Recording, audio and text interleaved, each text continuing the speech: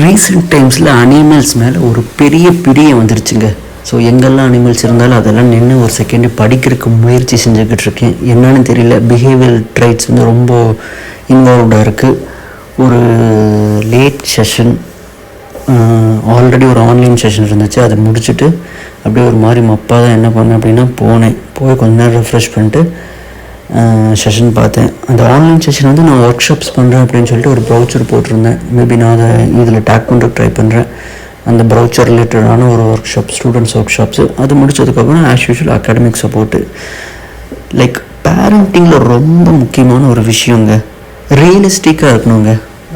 என்ன நடைமுறைக்கு சாத்தியமோ அந்த விஷயங்களை மட்டும்தான் நம்ம வந்து எடுத்துகிட்டு போகணும். லாஜிக்காக இல்லாமல் குழந்தைங்கள்ட்ட நம்ம ஒரு 50 வருஷத்துக்கு பழைய வசனத்தையும் பழைய கதைகளையும் பேசி எடுத்துகிட்டு போனோம்னு வைங்களே, பேரண்டிங்கில் ஒர்க் அவுட்டே ஆகாதுங்க.